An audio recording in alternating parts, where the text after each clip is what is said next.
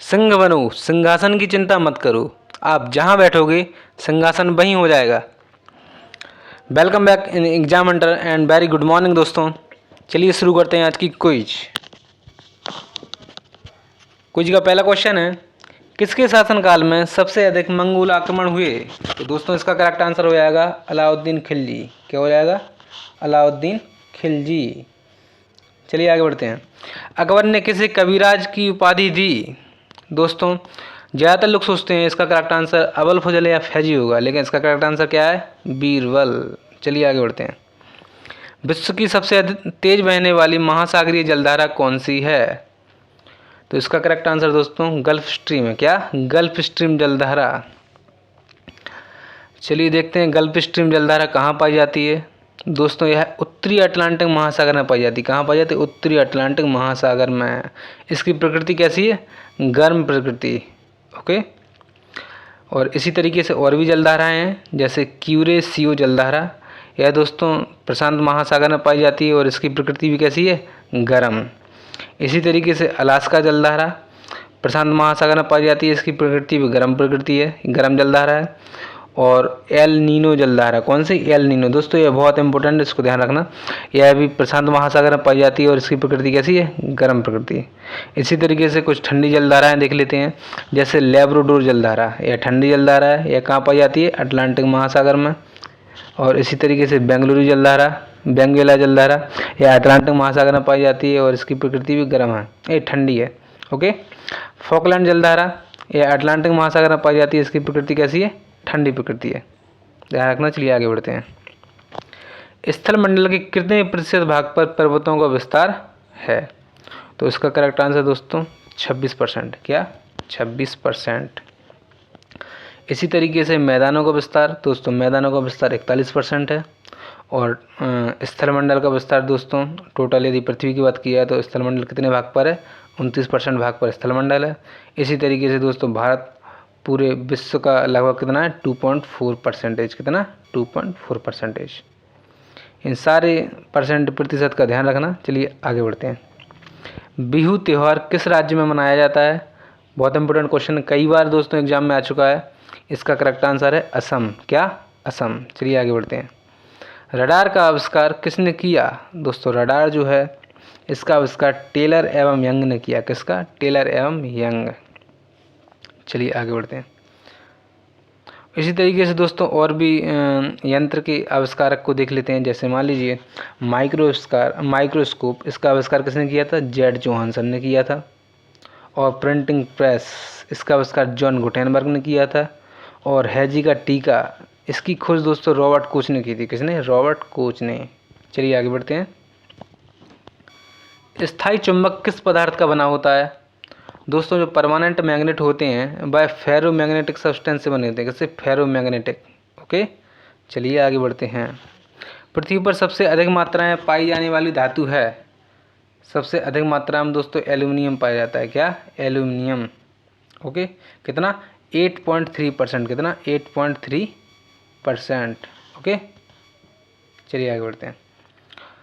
दोस्तों एल्यूमिनियम जो है इसका एक बहुत ही इम्पोर्टेंट मोस्ट इम्पोर्टेंट एस कौन सा है? बॉक्साइट। क्या? बॉक्साइट। इसका जो परमाणु क्रमांक है, एटॉमिक नंबर है, कितना है? 13 है। ओके। और इसकी एल्यूमिनियम की खोज जो है वह किसने की थी? Hans Christian Oersted. किसने की थी? हैंस क्रिश्चियन ऑस्टेड ने। कब की थी? 1825 ईस्वी में। चलिए आगे बढ़ते हैं। वह तत्व जिसका परमाणु भार और परमाणु क्रमांक दोनों एक समान होता है? भाई दोस्तों क्या है? हाइड्रोजन है। क्या है? हाइड्रोजन। इसका परमाणु भार भी 1 होता है और परमाणु क्रमांक भी 1 होता है। ओके। परमाणु भार मैंने 1 इसलिए क्या? क्योंकि एक के लगभग अप्रॉक्सी है। ओके, इसलिए।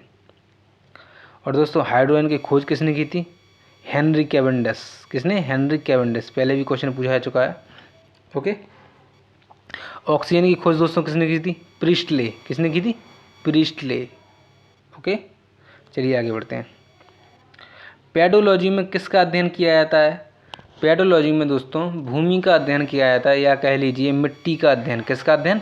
मिट्टी का अध्ययन। ओके। चलिए आगे बढ़ते हैं। इसी तरीके से दोस्तों साइंस की और भी ब्रांचेस देख लेते हैं किसमें किसका अध्ययन किया जाता है। जैसे दोस्तों हड्डियों का अध्ययन दोस्तों किस ब्रांच में किया जाता है, ऑस्टियोलॉजी। किसमें, ऑस्टियोलॉजी। ओके। इसी तरीके से कॉस्मोलॉजी में किसका अध्ययन किया जाता है, ब्रह्मांड का अध्ययन किया जाता है। ओके। इसी तरीके से न्यूमिस्मेटिक्स, पुराने सिक्कों का अध्ययन। दोस्तों यह बहुत इंपॉर्टेंट है, इसको देख लेना, रट लेना, याद कर लेना। ओके। और दोस्तों अगला जो ब्रांच है वो क्या है, लिथोलॉजी। जैसे इंग्लिश में स्थलमंडल को क्या कहते हैं, लिथोस्फीयर। क्या कहते हैं, लिथोस्फीयर। इसी तरीके से लिथोलॉजी में स्थलमंडल से संबंधित है। इसमें चट्टानों एवं पत्थरों का अध्ययन किया जाता है। किसका, चट्टानों एवं पत्थरों का अध्ययन। चलिए आगे बढ़ते हैं। निम्नलिखित में से कौन सा रोग बैक्टीरिया से होता है। तो दोस्तों इनमें से तपेदिक जो होता है दोस्तों बैक्टीरिया से होता है। क्या होता है, तपेदिक बैक्टीरिया से होता है। आगे बढ़ते हैं और देखते हैं बैक्टीरिया से होने वाले रोग क्या क्या है। डिप्थीरिया दोस्तों यह बैक्टीरिया से होता है। Cholera, TB, typhoid, pneumonia. दोस्तों जितने भी सारे रोग ये लिखे हुए हैं ये सारे किससे होते हैं, बैक्टीरिया से होते हैं। ओके।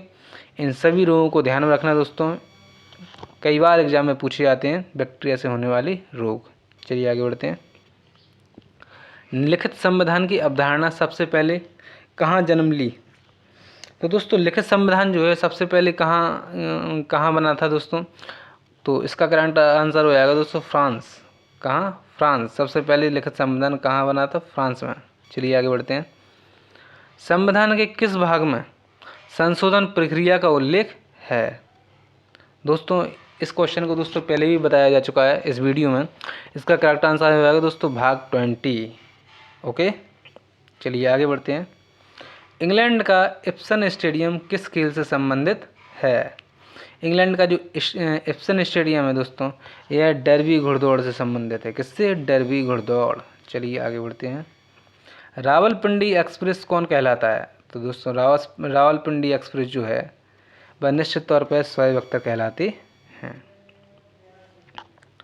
और दोस्तों इनका संबंध किस देश से, पाकिस्तान से। किससे दोस्तों, पाकिस्तान से। दोस्तों और किस खेल से संबंधित है दोस्तों, क्रिकेट से। किससे संबंधित है, क्रिकेट से। ओके, ध्यान रखना। चलिए आगे बढ़ते हैं। मानव विकास सूचकांक किस अर्थशास्त्री की देन है। तो दोस्तों सबसे पहले देते हैं मानव विकास सूचकांक होता क्या है। मानव विकास सूचकांक का इंग्लिश में क्या कहते हैं, HDI। क्या कहते हैं, HDI, जिसका फुल फॉर्म क्या होता है, H for human, D for development, I for index. एक बार फिर से, H for human, D for development, I for index. Okay. तो दोस्तों यह किस अर्थशास्त्री ने दिया था, यह दिया था महबूब उल हक। किसने दिया था, महबूब उल हक। ओके, इन्होंने दिया था, महबूब उल हक ने। ओके। और दोस्तों यह जो अर्थशास्त्री थे इनका संबंध किस देश से है दोस्तों, इनका संबंध भी पाकिस्तान से है। किससे, पाकिस्तान से। ओके। चलिए आगे बढ़ते हैं। भारत में राष्ट्रीय न्यायाधीश NSS की स्थापना कब हुई। दोस्तों राष्ट्रीय न्यायाधीश यानी NSS की स्थापना भारत में 1950 में हुई थी। ओके। चलिए आगे बढ़ते हैं। अमजद अली खान निम्नलिखित में से किस वाद्य यंत्र से संबंधित हैं। दोस्तों अमजद अली जो हैं इनका संबंध सरोद से है। किससे, सरोद से। चलिए आगे बढ़ते हैं। पहला सुपर कंप्यूटर कब बना। पहला सुपर कंप्यूटर दोस्तों इसमें तो नहीं है ऑप्शन। चलिए 1975 में बना। कब बना, 1975 में। ओके। चलिए आगे बढ़ते हैं।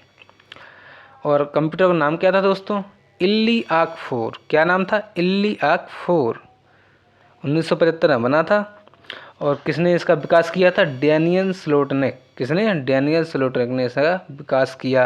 और दोस्तों जब ये सबसे पहले बना था दोस्तों इसमें इतनी क्षमता थी कि यह साधारण से 64 कंप्यूटर के बराबर काम कर लेता था। चलिए आगे बढ़ते हैं। बाइनरी नंबर प्रणाली में निम्नांकित में से कितने अंक होते हैं। बाइनरी नंबर प्रणाली में दोस्तों 2 अंक होते हैं। कितने होते हैं, 2 अंक होते हैं। एट द लास्ट दोस्तों एक बात कहना चाहूँगा, जो लोग चैनल पर नए हो दोस्तों सब्सक्राइब चैनल को जरूर कीजिएगा दोस्तों। वीडियो अच्छी लगी तो लाइक कीजिएगा और ज़्यादा से ज़्यादा शेयर कीजिएगा। ओके दोस्तों, इतनी मेहनत करते हैं, एक लाइक और शेयर तो बनता है, सब्सक्रिप्शन बनता है। जय हिंद दोस्तों।